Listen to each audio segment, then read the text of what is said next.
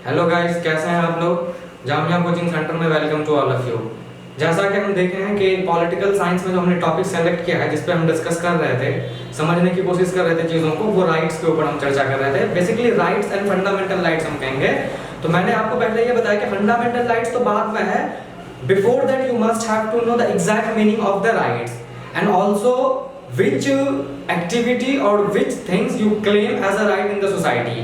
मतलब हर वो चीज सोसाइटी में तो आप क्लेम नहीं कर सकते हैं कि राइट्स है, तो किन चीजों को क्लेम करेंगे राइट्स है और किन चीजों को क्लेम करेंगे कि ये राइट्स हमारा नहीं हो सकता अधिकार। जैसे सिगरेट स्मोकिंग वगैरह आप क्लेम नहीं कर सकते हैं कि राइट्स है।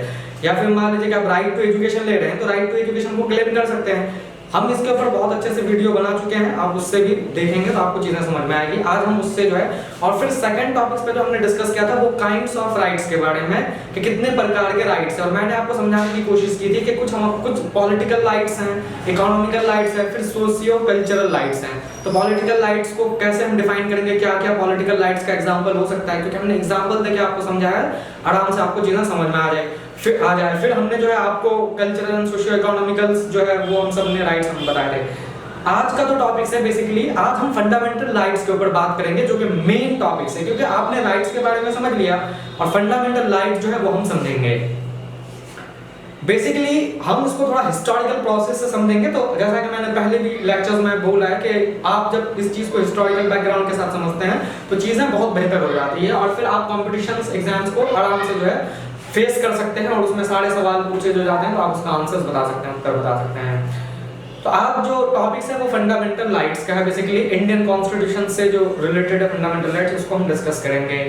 लेकिन एक और इम्पॉर्टेंट चीज है कि फंडामेंटल राइट्स का जो कॉन्सेप्ट है भारत के अंदर, हम सब जानते हैं कि ब्रिटिश टाइम पीरियड से इसकी शुरुआत हो चुकी थी। और मोटे तौर पे अगर हम बात करें तो रॉलेट एक्ट से इसकी शुरुआत हुई है। आप सब हिस्ट्री में पढ़े होंगे कि रॉलेट एक्ट क्या है। जो 1919 का रॉलेट एक्ट था, उसको हमें देखना बहुत जरूरी है। क्यों?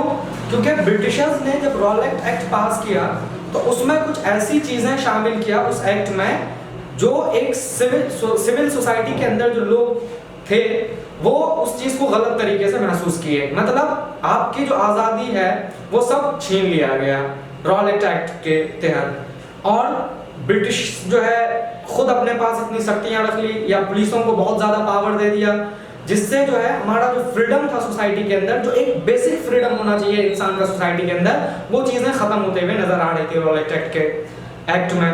इसलिए हिंदुस्तान के अलग अलग कोने से लोग सड़कों पे उतर आए और नॉन वायलेंस तरीके से जो है वो उसका जो है अगेंस्ट में जो है खड़े हुए कि रॉलेट एक्ट को वापस लीजिए, ये एक्ट सही नहीं है। अब बहुत जरूरी यह है कि रॉलेट एक्ट के अंदर आखिर ऐसी क्या चीजें थी और उसमें किस तरह के अधिकार हमारे जो सोसाइटी के अंदर था वो मतलब खत्म हो रही थी, उस चीज को समझना जरूरी है। और दूसरी चीज जो है वो नेहरू कमीशन रिपोर्ट जो था 1928 का 1928, जिसमें डोमिनियन स्टेटस का बात किया गया। वो मैं बताऊंगा डोमिनियन स्टेटस क्या है। जवाहरलाल नेहरू साहब थे, उसके बाद मोतीलाल नेहरू वगैरह, और फिर 1931 के अंदर जो है जवाहरलाल नेहरू ने क्या प्रस्ताव रखा, और उन्होंने ब्रिटिश गवर्नमेंट से कॉन्स्टिट्यूशंस में, जो ब्रिटिश कॉन्स्टिट्यूशन था उसमें क्या क्या रिफॉर्म करने की बात कही।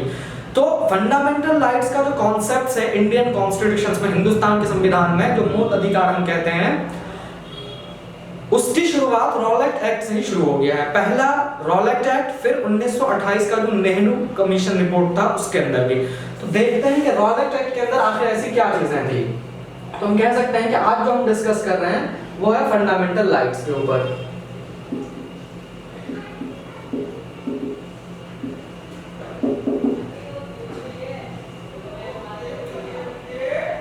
एक चीज और मैं यहाँ पे आपको बता दूं कि हम जब इंडियन कॉन्स्टिट्यूशंस बनाए अपने देश में, जब 1946 में कॉन्स्टिट्यूट असेंबली आई, संविधान सभा, और फिर हमने जो अपना संविधान बनाने का जो है वो प्रक्रिया शुरू किया। तो इसके अंदर क्या चीजें थी कि 1946 के अंदर तो हमने बनाना शुरू किया कॉन्स्टिट्यूशंस, तो कई साल लगे, 2 साल 11 महीने 18 दिन, और फिर उसके बाद हमने कॉन्स्टिट्यूशन अपना तैयार किया। तो हमने अलग अलग कंट्रीज से चीजों को उठाया, देश से वहाँ के कॉन्स्टिट्यूशंस को उठाया, चीज़ों को समझा, और फिर हम उन अच्छी चीज़ें थी कॉन्स्टिट्यूशंस के अंदर, वहाँ के कॉन्स्टिट्यूशन में हमने लेके जो है उसको कंपाइल कर दिया। जैसे फंडामेंटल राइट्स का कॉन्सेप्ट हमने यूएसए के कॉन्स्टिट्यूशंस या इंग्लैंड का जो बिल्स था, या जो है आपका जो फ्रांस का था, फ्रेंच रेवोल्यूशन वगैरह का, तो वहां से हमने जो फंडामेंटल राइट्स का कॉन्सेप्ट सरा। फिर फंडामेंटल ड्यूटीज भी वैसे ही हमने कहीं और से लिया है। तो जो प्रीएम्बल का कॉन्सेप्ट है वो फिर हमने अलग अलग देशों से कॉन्स्टिट्यूशंस को समझ के अपने कॉन्स्टिट्यूशंस में वो चीजें शामिल किया है। तो हम कह सकते हैं कि हमारे कॉन्स्टिट्यूशन का जो सोर्स है वो अलग अलग सोर्स है, अलग अलग जगह से हमने कॉन्स्टिट्यूशन उठाया और उस चीज को शामिल किया।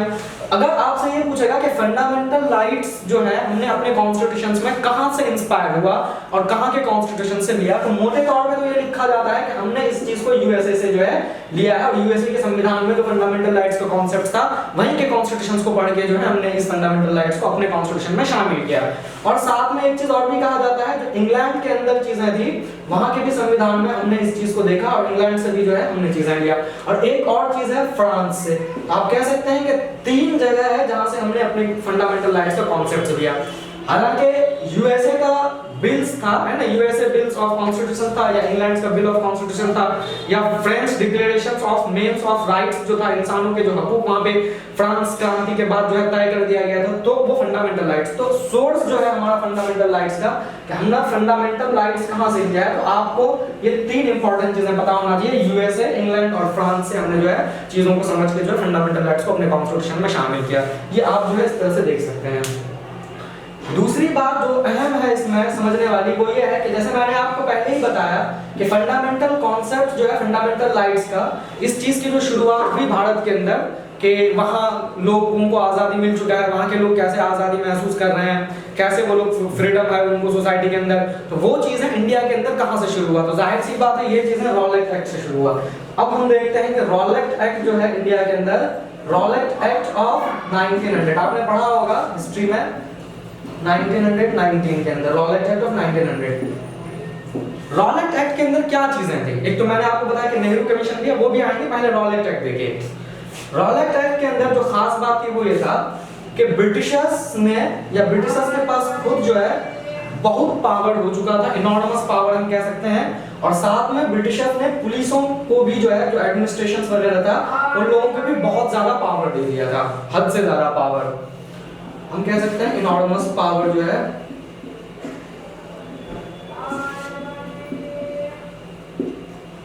ब्रिटिशर्स अपने पास भी रखा और पुलिस को भी जो है वो दे दिया। अब इस बहुत ज्यादा पावर से जो है उस वक्त जो इंडिया के लोग थे या इंडियन सोसाइटी थी, उस चीज को उन्होंने एक्सप्लॉइट करना शुरू किया। कई चीजें हुए उसके अंदर। एक तो ये था कि पब्लिक गैदरिंग आप कहीं नहीं कर सकते हो, रॉलेट एक्ट में था। फिर दूसरी चीज ये था कि आप जो है किसी को भी बिना वारंट किए हुए जो है, जैसे आप किसी को अगर अरेस्ट करते हैं तो सबसे पहले उसके लिए आपको वारंट होना चाहिए, जो ऊपर से आपको परमिशन होते हैं या ऊपर से जो ऑर्डर होते हैं लिखे होते हैं, उसके तहत आप किसी को अरेस्ट कर सकते हैं, ऐसे जाके अरेस्ट नहीं कर सकते हैं। तो अरेस्ट जो किया जा रहा था इंडिया के अंदर 1919 में जब रॉलेट एक्ट पास किया था, वो बिना वारंट का ही किसी को भी अरेस्ट करके जेल में डाल दिया जाता था। फिर एक डिटेंशन था। डिटेंशन का मतलब क्या है कि लोगों को जो है उठा के जो है वो जेल में डाल देना, शक की बुनियाद पे घर पे उसके बंद कर देना, तो एक डिटेंशन का भी कॉन्सेप्ट था इसके अंदर। उसके बाद जो यहाँ पे मीडिया थी उस जमाने में, या जो पब्लिकेशंस वगैरह था, या जो लोग बोल रहे, जैसे ब्रिटिश गवर्नमेंट उस जमाने में अगर कुछ गलत काम कर रहे थे तो जाहिर सी बात है लोग बोलेंगे उसके खिलाफ, तो उन चीजों को दबाने की कोशिश कर रहे थे, सप्रेस करने की कोशिश कर रहे थे, मीडिया को भी सप्रेस करने की कोशिश कर रहे थे। कुछ अगर कोई आर्टिकल्स लिख रहा था गवर्नमेंट के खिलाफ कि गवर्नमेंट एक्सप्लॉइट किस तरह से कर रहे हैं, तो उन चीजों पर भी बैन किया गया था। तो पब्लिकेशंस, मीडिया, आवाज जो उठा रहे थे, उन सब चीजों को सप्रेस कर दिया गया था। तो अब बताइए कि आपको पास आजादी नहीं है कि आप गवर्नमेंट के खिलाफ कुछ बोल सकते हैं। अगर गवर्नमेंट आपके खिलाफ कोई काम करे, जैसे ब्रिटिश गवर्नमेंट कर रही थी उस जमाने में, फिर आप एक पब्लिक ओपिनियन नहीं बना सकते हैं, कहीं पे आप पब्लिक गैदरिंग नहीं कर सकते। पब्लिक गैदरिंग मतलब इकट्ठे होकर ब्रिटिश गवर्नमेंट के साजिशों को समझना, बोलना, बातचीत करना, डिबेट्स करना, इन तमाम चीजों को रोकने की कोशिश किया रॉलेट एक्ट के अंदर। तो जाहिर सी बात है ये तो हमारा एक फंडामेंटल चीज है जो सोसाइटी के अंदर हमें महसूस होनी चाहिए और हमारे पास होना चाहिए, अधिकार है हमारा। तो उन चीजों को जब खत्म करने की कोशिश किया गया तो इंडिया से अलग अलग जगह से लोग सड़कों पे उतर आए और नॉन वायलेंस तरीके से, यानी विदाउट वेपन्स, हथियार, बिना हथियार को उठाए हुए ब्रिटिश गवर्नमेंट के खिलाफ काफी आवाजें उठाई और कहा कि ये जो आपने रॉलेट एक्ट पास किया है इस चीज को वापस ले। और गांधी जी तो यहाँ तक इन्होंने ब्लैक एक्ट, जैसे मार्शल लॉ था, जलियांवाला बाग जो कहानी था पंजाब के अंदर, एक ब्लैक एक्ट के तहत जो है इसको साबित किया गया कि ये एक्ट अच्छी बात नहीं है, एक ब्लैक एक्ट का इसको दर्जा दिया गया, काला कानून। तो ब्रिटिशर्स ने मजबूरी में फिर इसको वापस लिया। तो अब ये चीज है कि हमारी सोसाइटी के अंदर जो फ्रीडम है, हमें जो होना चाहिए, वो उस चीज की शुरुआत रॉलेट एक्ट से हमें देखने को मिलता है कि सोसाइटी के अंदर एक समझ पैदा होना शुरू हो गया रॉलेट एक्ट में। तो आप इस तरह से देख सकते हैं रॉलेट एक्ट की कहानी है। हालांकि इस पे ज्यादा हमें बेसिकली फंडामेंटल राइट्स पे ज्यादा फोकस करना है कि फंडामेंटल राइट्स क्या है, लेकिन हम बता रहे हैं कि फंडामेंटल राइट्स का कॉन्सेप्ट कैसे कैसे डेवलप हुआ भारत के अंदर। तो एक रॉलेट एक्ट आप देख सकते हैं। फिर सेकेंड चीज है नेहरू कमीशन रिपोर्ट, ये भी एक इंपॉर्टेंट चीज है, 1928 का था नेहरू कमीशन रिपोर्ट। वो क्या चीज है?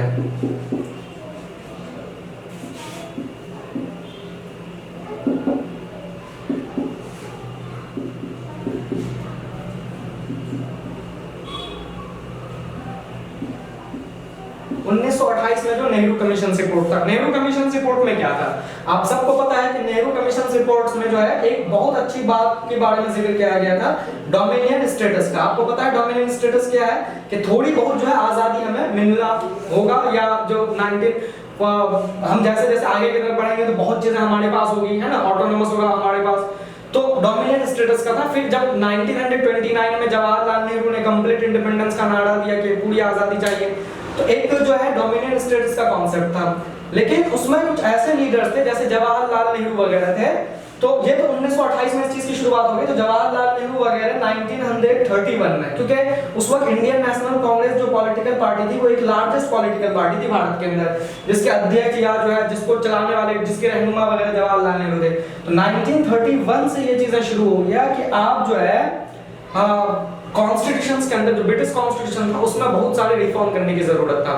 जवाहरलाल नेहरू ने ये कहा कि डोमिनियन स्टेटस का कॉन्सेप्ट सही है, जो नेहरू कमेटी में था, और सही भी था डोमिनियन स्टेटस का कुछ हद तक, लेकिन साथ में सिर्फ यही चीजें नहीं होनी चाहिए, साथ में जो हमारी बुनियादी चीजें, जो बेसिक चीज है, वो भी कॉन्स्टिट्यूशन, ब्रिटिश कॉन्स्टिट्यूशन में शामिल किया जाना चाहिए। तो एक तरह से जो इंडियन नेशनल कांग्रेस के लीडर्स थे या नेशनल मूवमेंट्स को जो लीड कर रहे थे भारत के अंदर, उन्होंने ब्रिटिश गवर्नमेंट से ये प्रपोजल रखा, प्रस्ताव रखा कि आप अपने कॉन्स्टिट्यूशंस में बहुत सारी चीजों को रिफॉर्म कीजिए, सुधारिए, क्योंकि अगर नहीं कीजिएगा तो इससे सोसाइटी में काफी एक्सप्लॉइट होता है। अब जाहिर सी बात है बेसिक किन किन चीजों पे कहा, तो जवाहरलाल नेहरू का कहना था कि जो लोग काम करते हैं, जो वर्कर्स हैं, उनको कम से कम एक मिनिमम वेजेस मिलना चाहिए, ताकि वो अपनी जिंदगी जो है, रोजमर्रा की जिंदगी जो है वही सही से गुजार सके, है ना। तो एक ये जो है चीजें हुई। फिर उसमें एक चीज था सर्फडम। सर्फडम का मतलब है जो गुलाम बना देना, स्लेव बनाना, इन सारे कॉन्सेप्ट्स को खत्म किया जाए। और तीसरी चीज था जो अनटचेबिलिटी थी भारत के अंदर, जो काफी ज्यादा प्रैक्टिस हो रहा था ब्रिटिश पीरियड के अंदर, इस चीज को एबॉलिश किया जाए, यानी खत्म किया जाए। तो कहने का मतलब है कि 1931 के अंदर 1931 में जवाहरलाल नेहरू और जो नेशनल मूवमेंट्स के लीडर्स थे, उन्होंने ब्रिटिश गवर्नमेंट्स के सामने ये प्रपोजल्स रखा, प्रस्ताव रखा कि आप जो है अपनी कॉन्स्टिट्यूशंस में कुछ चीजों को रिफॉर्म कीजिए ताकि सोसाइटी सही तरीके से प्रैक्टिस हो। तो रिफॉर्म तीन चीजों पे उन्होंने ज्यादा जोर दिया। एक तो ये कि मिनिमम वेजेस मिलना चाहिए, दूसरा ये कि अनटचेबिलिटी जो सोसाइटी के अंदर प्रैक्टिस हो रही है वो चीजें खत्म होनी चाहिए, और तीसरी ये चीजें था कि जो सोसाइटी के अंदर और भी बहुत सारी जो सर्वड्रम था, जो गुलाम चीज था, है ना, जो फोर्स लेबर वगैरह था, उन चीजों को खत्म किया जाना चाहिए। तो एक प्रस्ताव रखा। जब ब्रिटिश गवर्नमेंट ने मानने से इनकार किया और कहा कि इस तरह की चीजें इतनी आसानी से मुमकिन नहीं है, तो जवाहरलाल नेहरू ने खुद इन चीजों को अपने इसमें ले लिया और लोगों के बीच में एक अवेयरनेस जगाने की कोशिश की ब्रिटिश गवर्नमेंट किस तरह से एक्सप्लॉइट कर रहा है। तो इसका बैकग्राउंड खुद जवाहरलाल नेहरू अपने हाथ में ले लिया। बहरहाल कुछ भी हो, लेकिन एक मैंने आपको ये कॉन्सेप्ट बता दिया कि फंडामेंटल राइट्स के अंदर जो फ्रीडम का कॉन्सेप्ट था कि आजादी होनी चाहिए सोसाइटी के अंदर, हमें कोई एक्सप्लॉइट नहीं करेगा, ये चीज 1919 रॉलेट एक्ट और नेहरू कमीशन रिपोर्ट के तहत जो है भारत के अंदर चीजें शुरू हो चुकी। अब ये आप दो चीजें बहुत, क्योंकि दैट इज हिस्टोरिकल बैकग्राउंड के कहां से चीजें ये शुरू हुआ। अब ये चीज है कि इस तरह के इतने ख्याल कैसे आए, जैसे मान लीजिए नेहरू कमीशन रिपोर्ट्स के अंदर ये चीजें हुआ और जवाहरलाल नेहरू ने, तो उस वक्त उन्होंने मतलब एक रेफरेंस आप कह सकते हैं कि उस वक्त जो रशिया के अंदर था, जो सोवियत यूनियन था, है ना, तो वहां पे सोशलिज्म की शुरुआत हो चुकी थी, क्योंकि रशिया के अंदर क्रांति हो चुका था 1917 में, तो एक नया जो है यूएसएसआर वहां पे बनना शुरू हुआ।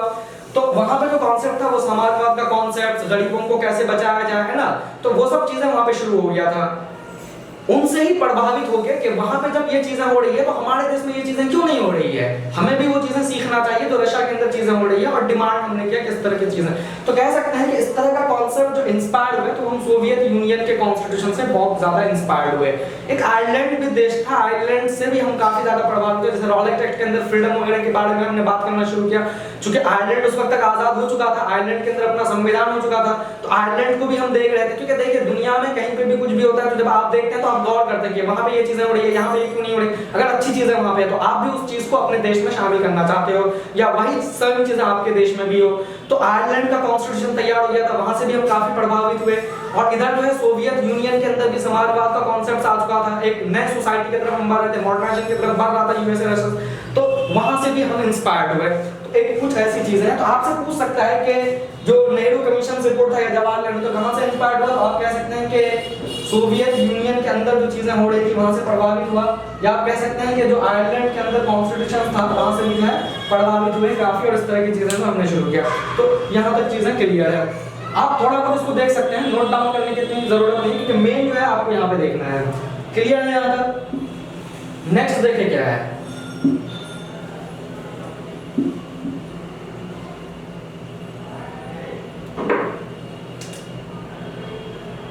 सबसे पहले बात करते हैं इंडियन कॉन्स्टिट्यूशन का, हिंदुस्तान के संविधान, क्योंकि वहां पे फंडामेंटल राइट्स का हम जिक्र करेंगे।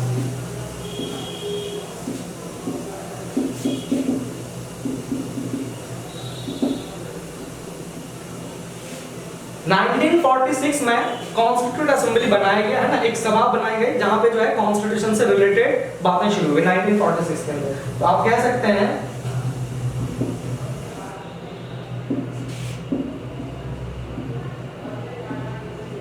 संविधान सभा जिसको कहते हैं, कॉन्स्टिट्यूट असेंबली जो है वो बनके तैयार हो गया 1946 में।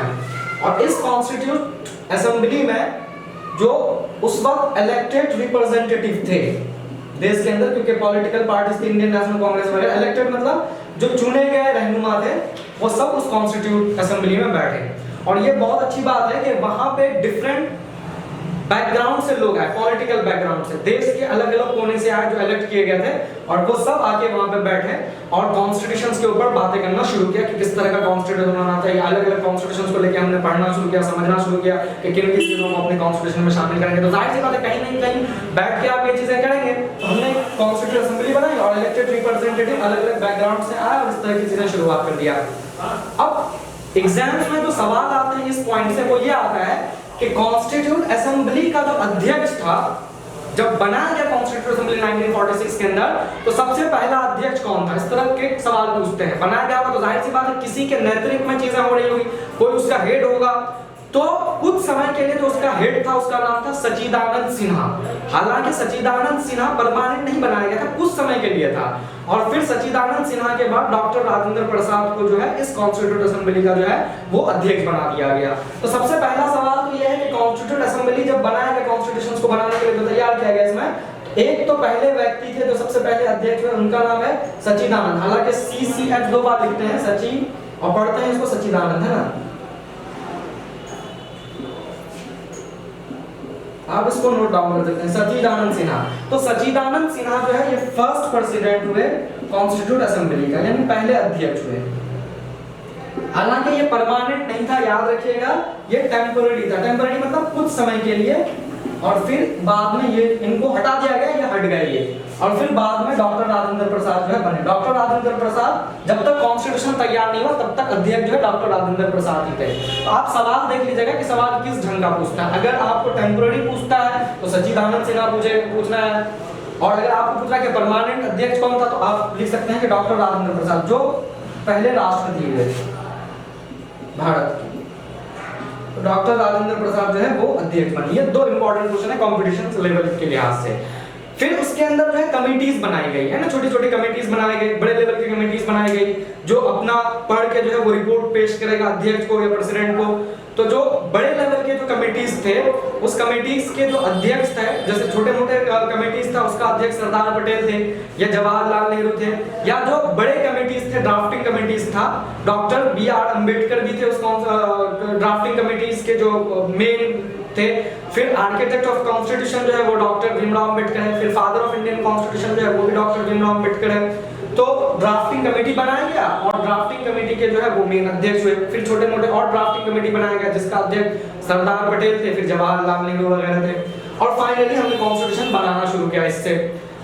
अब जो है कॉन्स्टिट्यूशंस बनाने में काफी समय लगा है, आप सब जानते हैं। तो आर्किटेक्ट ऑफ इंडियन कॉन्स्टिट्यूशन अगर आपसे पूछेगा तो doctor Bhimrao Ambedkar, father of Indian constitution अगर आपसे पूछेगा तो डॉक्टर भीमराव अंबेडकर, और पूछेगा कि कॉन्स्टिट्यूट असेंबली के प्रेसिडेंट कौन थे, टेम्पररी प्रेसिडेंट, तो सचिदानंद सिन्हा।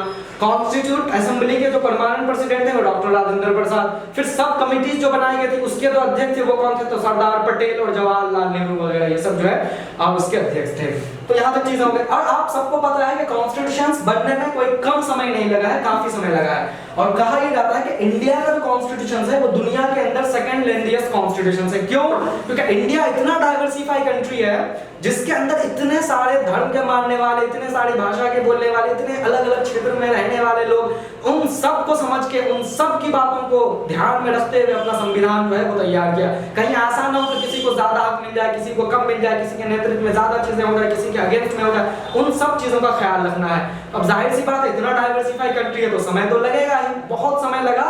और जब 46 से इसकी शुरुआत हुई तो आप सबको पता है कि 2 साल 2 इयर्स 11 मंथ्स और 18 डेज जो है ये कॉन्स्टिट्यूशन का समय। हालांकि ये भी कॉम्पिटिशंस लेवल के लिए जो है अच्छा होता है कि कितने समय लगा, तो 2 इयर्स 11 मंथ 18 डेज, लगभग 3 साल लगा। और कॉन्स्टिट्यूशंस बन के जो तैयार हुआ वो भी एक इंपॉर्टेंट चीज है, 26 नवंबर 1949 को जो है वो कॉन्स्टिट्यूशन बन के तैयार हो गया। इसको बोलते हैं रेटिफाइड। रेटिफाइड का मतलब क्या होता है कि जहां पे ऑफिशियल तरीके से आपको एग्रीमेंट मिल चुका है कि हाँ ये कॉन्स्टिट्यूशन है, अब इसको देश में लागू करें। लागू नहीं किया गया लेकिन ऑफिशियल एक हाँ भाई अब संतुष्ट हो गए, अब जब मन करेगा इसको हम लागू कर देंगे, है ना, तो एक रेटिफाइड कर दिया गया। देखिए दोनों अलग अलग चीज है, इफेक्टिव कब से हुआ, रेटिफाइड कब से हुआ, कंफ्यूज नहीं करना है। तो ये रेटिफाइड किया गया, वही चीज है। रेटिफाइड क्या है, तो ऑफिशियली इसको कर दिया गया, परमिशन दे देगा ना कॉन्स्टिट्यूशन। और 284 या 86 जो मेंबर्स थे उन्होंने उस पे साइन कर दिया कि हाँ इसी तरह का संविधान है, इसमें कोई दिक्कत नहीं है, अब इसको जो है लागू कर दिया जाएगा। तो ये चीजें हो गया। इसलिए आप देखेंगे कि 26 नवंबर को ही जो है हम संविधान दिवस मनाते हैं, जिसको क्या बोलते हैं, कॉन्स्टिट्यूशंस डे बोलते हैं। तो बात दफा एग्जाम्स में पूछ भी लेता है कि कॉन्स्टिट्यूशंस डे हम कब सेलिब्रेट करते हैं, मनाते हैं, तो ये कॉन्स्टिट्यूशन डे हो गया। अब सवाल यह है कि हमने कॉन्स्टिट्यूशंस को 26 नवंबर 1949 को ही क्यों नहीं लागू किया, इफेक्ट में क्यों नहीं लेके आया, मतलब इसको एक्सरसाइज करना क्यों नहीं शुरू कर दिया। तो फिर ये जो डेट है ये है 26 जनवरी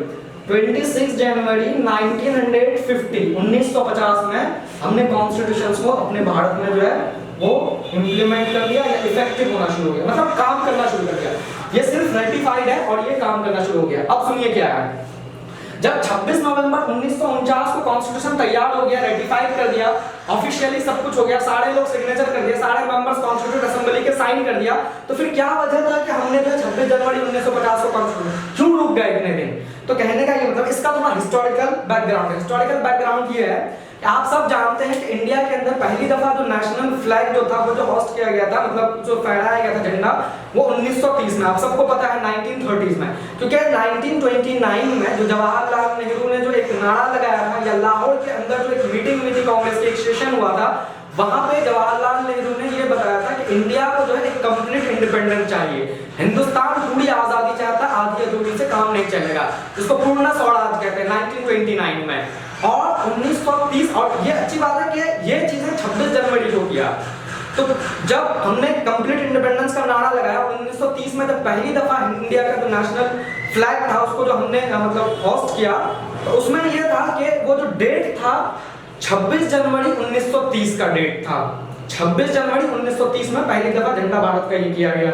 अब सवाल यह है कि जाहिर सी बात है 15 अगस्त को देश आजाद हुआ, अचानक से हुआ, सडनली हुआ, तो 15 अगस्त तो एज ए इंडिपेंडेंस हमारे लिए हिस्टोरिकल है। लेकिन जिस दिन कॉन्स्टिट्यूशन लागू करना चाहे हमें देश के अंदर, हमने नहीं किया, हमने कुछ समय के बाद किया। इसके पीछे वजह यह था कि हम जब फर्स्ट टाइम अपने इंडिपेंडेंस को सेलिब्रेट कर रहे थे भारत के अंदर, वो भी तो हिस्टोरिकल इंपॉर्टेंस है, उसकी भी तो हिस्ट्री के अंदर इंपॉर्टेंस है, उसको कैसे भूल जाए, उस डेट को हम कैसे याद कर रखें। तो जाहिर सी बात है 1930 26 जनवरी 1930 तो दोबारा नहीं आएगा, लेकिन 26 जनवरी तो दोबारा आएगा। दैट इज वाई हमने कुछ वक्त रुका और रुकने के बाद हमने 26 जनवरी का इंतजार किया और 1950 26 जनवरी को हमने अपना कॉन्स्टिट्यूशन लागू कर दिया।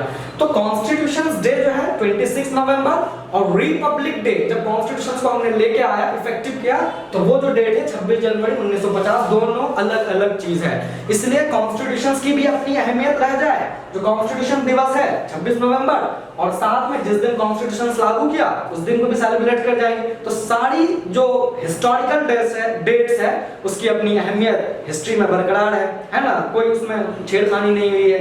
अगर हम यहीं पे कर देते तो ये डेट्स को हम फिर सेलिब्रेट नहीं कर पाते, तो फिर इसको हम भूलते चले जाते, क्योंकि यहीं से तो चीजों की शुरुआत, कंप्लीट इंडिपेंडेंस तो यहीं से शुरू हुआ है ना, जवाहरलाल नेहरू के नेतृत्व में।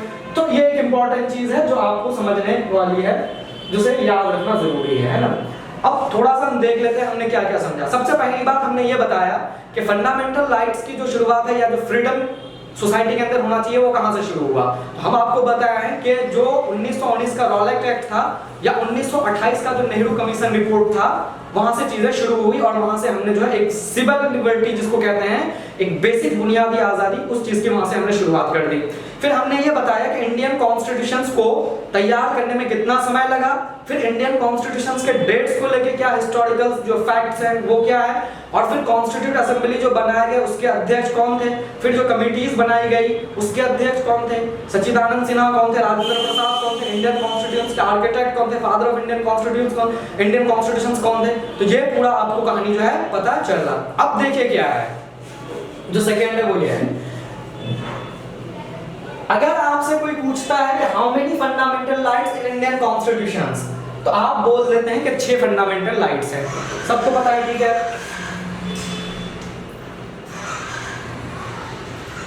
कितना है? 6 फंडामेंटल राइट्स हैं। राइट टू इक्वालिटी आर्टिकल 14 से 18, right to freedom of speech 19 से 22, right against exploitation 23-24, right to freedom of religion 24 से 27, फिर आपका जो है 24 से 28, फिर 29 एक्सप्लॉइटेशंस, राइट कॉन्स्टिट्यूशनल रेमेडीज तो आर्टिकल 32 है। हम इसको लिख लेते हैं ना, आप फिर कंफ्यूज कर जाएंगे इतना सारा।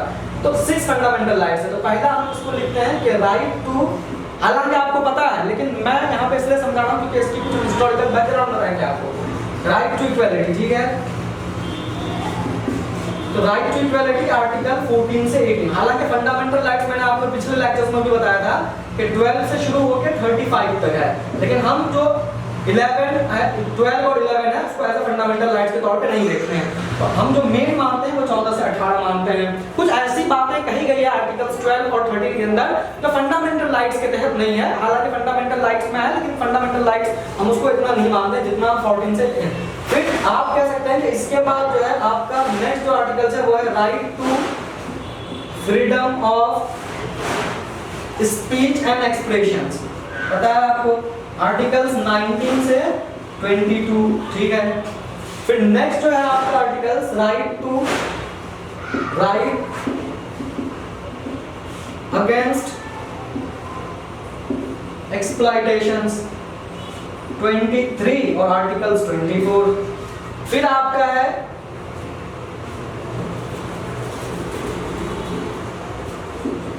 Right to freedom of religion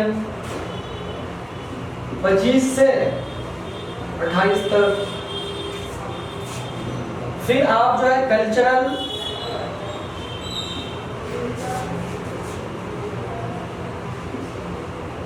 and educational rights 29 और 30, और लास्ट एक और है जिसको हम बोलते हैं राइट टू कॉन्स्टिट्यूशनल रेमेडीज, है ना। यहां पे लिख लेता हूं मैं, राइट टू कॉन्स्टिट्यूशनल रेमेडीज है आर्टिकल्स नंबर 32 और 256, ये ध्यान रखिएगा 256। अब सवाल आप यहाँ पे ये कर सकते हैं क्या कि सर आपने तो ये बताया कि फंडामेंटल राइट जो है वो 12 से तो 35 है, तो चलिए 32 तक तो बात सही है ना। 256 कैसे पहुंच गए? 256 कैसे पहुंचे, क्या है इसके पीछे, हम उसके ऊपर चर्चा करेंगे। लेकिन आप देखते हैं ये फंडामेंटल राइट्स का जो है पूरा है, राइट टू इक्वालिटी। हम एक एक पे चर्चा करेंगे, अच्छे से आपको समझाएंगे कैसे कैसे इसको डील करते हैं, क्या है, हम एक एक पे बात करेंगे। Right to freedom of speech, right against exploitation, right to freedom of religions, cultural and educational right, right to constitutional remedy. Right to constitutional remedies क्या है, बहुत इंपॉर्टेंस है इसका, बहुत अहमियत है। अगर आपका फंडामेंटल राइट्स का कोई उल्लंघन कर रहा है, हम केस स्टडीज में पढ़ेंगे इसको, तो आप जो है हाई कोर्ट से सुप्रीम कोर्ट पहुंच सकते हैं कि हमें जो है फंडामेंटल राइट्स को प्रैक्टिस नहीं करने दे रहे हैं, या हम जो है फंडामेंटल राइट्स का उल्लंघन किया जा रहा है, वायलेशंस ऑफ फंडामेंटल राइट।